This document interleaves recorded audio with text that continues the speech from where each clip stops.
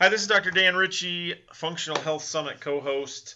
Really excited about our summit, April 14th to 21st. Today, I've got bonus interview number 2. This is part 2 with Dawn Sylvester, and this one's going to get a little bit more interesting, especially for women. Though men are probably going to want to hear this as well. So I think a lot of this is going to benefit them. So we're going to take this an entirely different direction.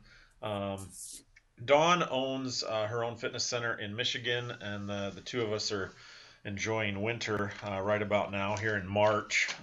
But that's the way it goes here in the Midwest. So today we're going to talk a little bit about how women can keep their sexiness, their sexy zest that maybe they thought was only possible in their teens and 20s. Dawn's been a speaker at women's anti-aging events. If you didn't see our first interview, I think you're going to be shocked to hear her age. She's written articles for Oxygen magazine, and recently she launched her own ebook called Final Fat Meltdown. So, Dawn, thanks so much for doing this again, taking time to do part 2. I know this is going to be a little bit edgier, a little bit racier, and a little bit more interesting probably for many of us than the first time around. So thanks so much. Thanks, Dan. I'm excited to be here, and I like the way that you added in, even though this is, geared towards women. Men should probably listen too, because most likely you've got women in your lives. So when women are affected by things, obviously everybody around them is. Yeah, that's right. So, that's right. so it's probably good if they sneak a peek at the whole interview, and then, like you said, my book, Final Fat Meltdown, it's geared towards women. I think women gravitate towards it because it's a not diet plan, and that sounds interesting, but I definitely have had success with men as well. So Yeah. And I think this interview, while obviously we're talking about women, men are going to learn a lot. oh And yeah, if we can learn a little bit more about what's going on with the women definitely. around us, that helps. Sure. So you're someone who's been described as an Energizer bunny. I mean, your blog is constant energy. I mean, just this concept of energy, right? And I think a lot of times people tend to think, well, I'm over 35. I'm just not going to have that amount of energy anymore, right? And now here you are in your mid 50s with the kind of energy that someone in their 20s would long to have. And so, have you always been this energized and youthful? I mean, is this how you've always been? Is this just who you are? Well, a little bit of it is how I am, but a lot of it is I think that the things that you put into your body and the things that you surround yourself with are things that will affect your energy. I try to stay positive, not that, things don't get me down, and not that I don't have hormonal things going on like women my age do as well, but I'm always trying to seek a way to battle hormones and to make them not be the thing that defines me for my age. And I used to be overweight, and that's when I thought I ate really healthy, and I was a cardiomaniac, and I followed trends, and I thought that I was being healthy because I ate, two tuna fish sandwiches a day, and things that I think that we have so much more knowledge now, or you would think that we do, but I try to promote, you can be way more energized by eating right, exercising, sleeping well, and then I give the tips and the tools in Final Fat Meltdown so that you can achieve what I have. Great. Well, what do you think are the biggest mistakes women are making, especially past the age of 35 or 40? They're starting to see some changes in their body. What do you think are the biggest mistakes they're making, just in general health? Right. Well, one thing I find interesting when I do these women's health speaking engagements, I always ask for a show of hands of how many women exercise. And usually I'll get about, I don't know, 30% of the room will raise their hand, or they'll raise their hand really excitedly. And then I'll say, okay, now how many of you have followed a diet? Every hand goes up. Now, how many of you strength train? I might once in a while have one person say, I strength train, I use the machines at the gym, but I don't know what to do, and I think it's boring. And that's kind of where you have it. So the mistakes are that women do not do things to build their bodies up. So we, take so much onto our shoulders. We take care of the family and the kids and the grocery and the shopping. And then our idea of getting in shape is going to the gym and going on a treadmill and running our asses off, literally, for, an hour or 2 hours, feeling completely depleted of energy, coming home. And since you're trying to lose weight, you would never, replenish those calories. And then you're miserable, you have brain fog, your mood swings happen, you don't sleep well. And it's just the vicious cycle of deteriorating your body instead of building your body up and getting stronger. So that's what I think the biggest mistakes are, not dense enough nutrient plan and not things that build your body up. Yeah, I like that quote, running your asses off, which honestly, I think science is more and more showing that treadmills aren't actually doing that for people. Um, so, in fact, it's interesting. You ask how many people exercise, and about 30% of the room, perhaps. And as someone who's really big into functional movement and functional aging, Oh, right. I would say you have to be doing functional strength training, or it doesn't really count as exercise. And so I think there's still a big misnomer as to what exercise is. Like, I mean, if you want to go for a walk or a run for recreational leisure, that's great, that's fine. But that to me is not really exercising your body to maintain it. And so when you get one hand out of a room full of women that's strength Right. training, you realize, okay, this is the crux of the problem. So And those are people that, and if they ever say that, they say that they sit on the machines. right, So you're not activating anything that matters. You're not engaging your core. You're not engaging your glutes. If you're sitting on a right, machine, and usually when I see people sitting on a machine, they're looking around bored, like, what's someone else doing in here? Because I don't know what to do next. So there's not even that right. intensity of doing something that could possibly even work that one single muscle that they're using the machine Yeah, for. So you said a keyword that I speak of all the time, functional yeah, strength. And I define it as, the ability to bend, lift, push, pull, yep, carry, your own body weight, a grandchild, your yeah. purse, All all women with those their 20 all those pound purses movements we on one have to side. do to function as human beings, right? And it's like, Exactly. That mimic yeah. everyday life, right? That mimic everyday life as we age so that we can prevent injury, but even more so that we can strengthen our bodies. So So, why is right, it you think? Because I think a lot of women, the treadmill and cardio and a lot of these things, they work for women until a certain age, and it's not really because they're working. It's just because that's what they've been doing right. for so long. And all of a sudden they reach a certain age, and for some women it's 35, for some it's 37, for some it's 42, and obviously our hormones Sure. change at different ages. But all of a sudden they have to worry about weight gain, and all of a sudden they're gaining weight. It's like, well, I gained 5 pounds last year, and then 2 more pounds, and then 5 more pounds. Right? It's like this Right. slippery slope. You wake up when you're 45, and you're like, well, I guess I'm just destined to be 20 pounds heavier than I was when I was 32. Why is this happening to women? Tell us. Well, it's funny. You just hit on a very funny line that is actually written in the very beginning of my book, where I actually heard a woman say to her friend, and I think it's almost the exact quote from my book. Well, I'm 40. I'm not supposed to have a sexy body anymore. And my head spun around, and I'm like, what? You know, I mean, so you've just thrown in the towel and said, well, look at media and look at everybody around us. The only people you'll see that are hot and sexy on TV are the 20 and 30-year-olds. And I'm like, no way. I mean, don't they know 50 and 60 is the new 30 anyways? But That's it's right. not going to happen running on a treadmill, and it's not going to happen sitting on a couch following a cleanse or a fast. So I think that, women have such a hard time because our hormones do change so much. And for all the women that have followed the plans that are calorie cutting and restricting, that your body starts producing more cortisol, which is a fat storing hormone. You're getting less sleep, which promotes fat storage hormones. So they turn their bodies into these perfect fat storing machines instead of a very efficient fat burning machine. So I think that's why now I can, I eat, you know, I eat super tasty food, and I love to eat, and I eat a lot, and I eat often. I just have turned my body into a machine that has probably more muscle on it than fat. So I can, I don't have to count calories, and I don't have to carry around a little, ticker that shows how many points I'm eating or anything like that. I mean, besides, it would make me crazy, and I think it does make women crazy. So you add hormones, aging, dieting, lack of sleep. They feel like that they've lost control. And so that's another part of my plan. It's a 30-day plan, even though you can follow it forever, that it's a one day at a time thing that gives you another tool that makes it easier, that you can start making things, that little teeny changes that end up making big differences. And then all of a sudden you realize it's pretty easy to follow and it makes sense because you get You mentioned results. hormones, so women and hormones, but don't genes really dictate, kind of what's going to happen to our body as we age? Is there anything, that women can do with their diet to make a difference?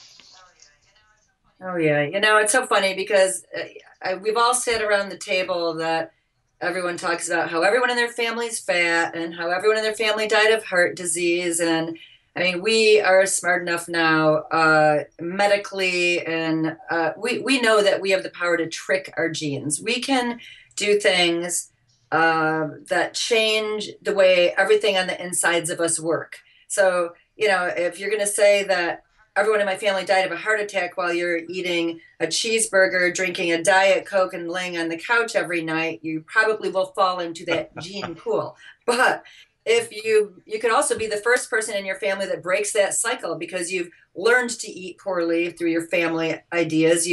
Maybe you're predisposed to have a cell or a gene that would lead you down that path if you choose to take it. So for women, with anything, it's getting good amounts of carbs, really good lean healthy protein. I mean, I try to eat, grass fed, pasture raised as often as possible. I know it's expensive, but I feel like you're going to pay for it one way or another now or later. So when I can, I buy the higher quality foods. So it's about nutrient density, and then your hormones start to follow. Then you sleep better. So the women that are too tired to exercise, they probably have really poor diets, don't sleep well, and don't make it a priority that they take care of themselves, and they blame it on hormones. So hormones and genes, I think we can really do a lot of things on little daily things that make our hormones start working for us instead of against us. Okay, so I've been to your Final Fat Meltdown site, and we're gonna give people a link to that here as well. By looking at your before and after pictures, obviously your plan has been working for you. Tell us about that as a woman that was approaching 50, and the picture of you on a stage in a little red bikini.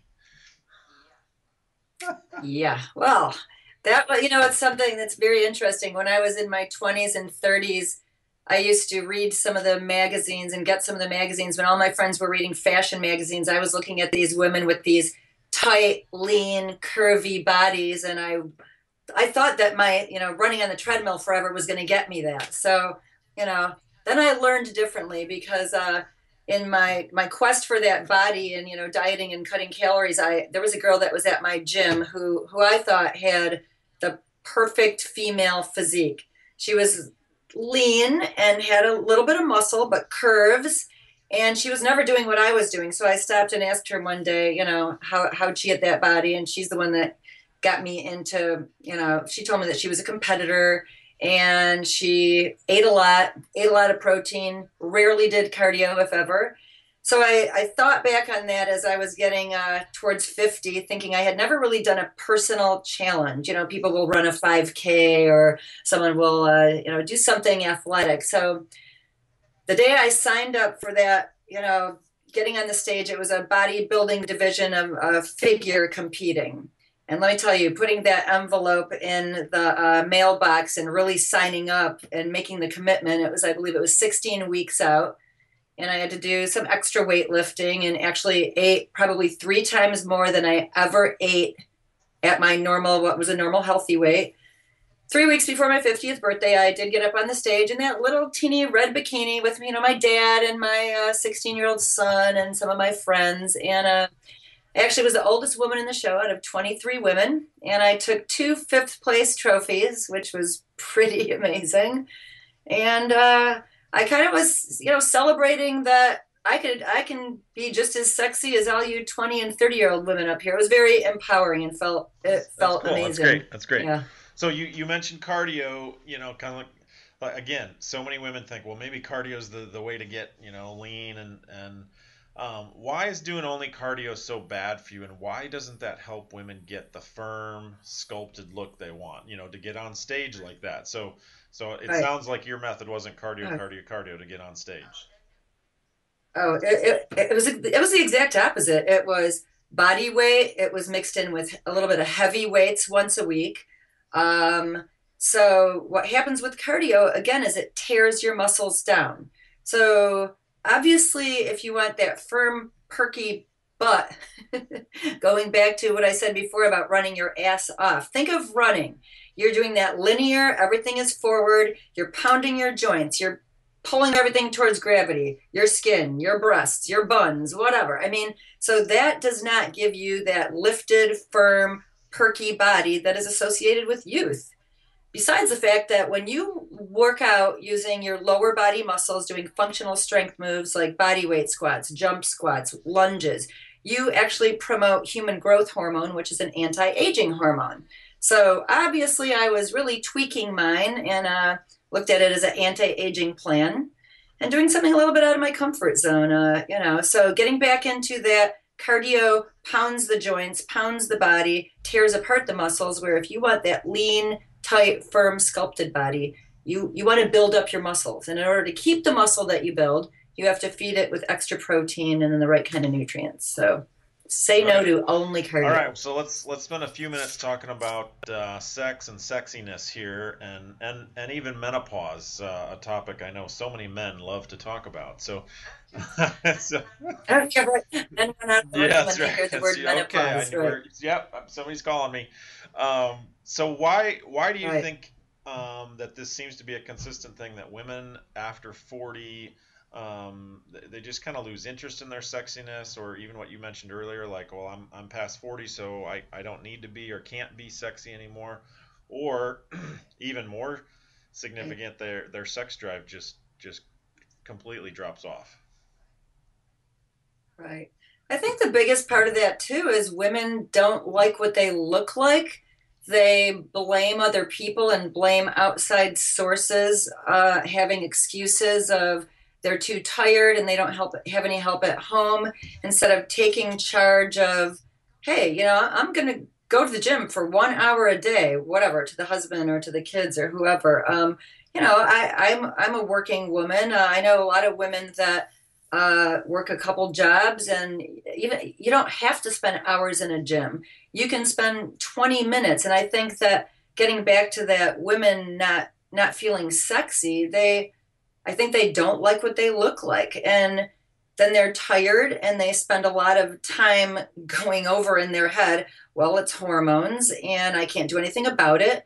I went to a couple of places when I was getting towards and going through menopause that literally treat women going through hormonal issues. Not only that, I have an autoimmune disorder. I have hypothyroidism, which is low thyroid, and I also have an autoimmune disorder known as Hashimoto's autoimmune thyroiditis, which has most women putting on 20 and 40 pounds, and they're completely lethargic. So between hormone optimization with everything from diet to, I actually did a little stint in bioidentical hormones, but I didn't really feel that much better than I did when I weaned off of them. And there are still too many ideas, pros and cons, that I felt like long term I could, maintain my weight and maintain my good feelings with getting adequate sleep, doing some supplementation with different things that I talk about in my book.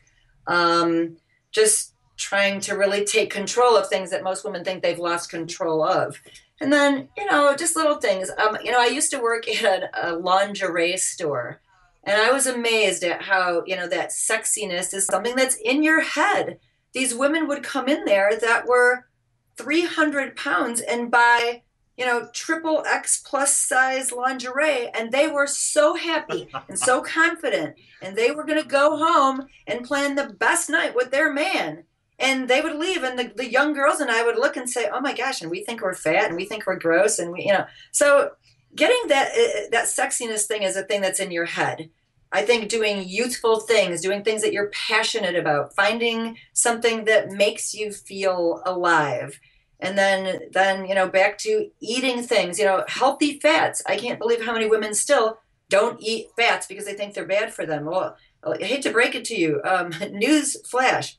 Healthy fats manipulate and regulate your hormones. So avocados, coconut oil, olive oil, all those anti-inflammatory things that make you have pains and make your hormones work against you. When you start adding those to your diet, you start tweaking those good hormones that, make you feel a little bit more control of things. And I think when you're taking a little bit more control of your body and you're feeling like you look a little better, then you're going to feel a little sexier. I mean, I've read studies before that talk about people that exercise 2 times a week, I don't know, have 5 times more sex than people that don't ever exercise. So 2 times a week exercising, it's like, 20-minute exercises in Final Fat Meltdown that get your blood flowing, get your heart rate going, give you that, feel like you did something good for your body. I think that right there increases your sexuality, Yeah. your feelings Well, of let's that. talk. Let's talk just briefly about So, menopause because we're almost out of time here.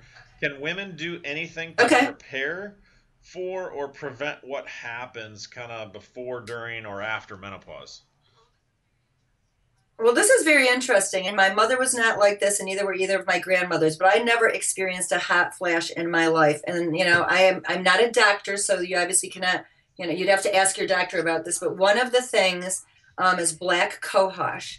It is a hormone regulator that's been used for centuries that combats hot flashes. And I think that's one of the biggest complaints that women have, other than the weight gain.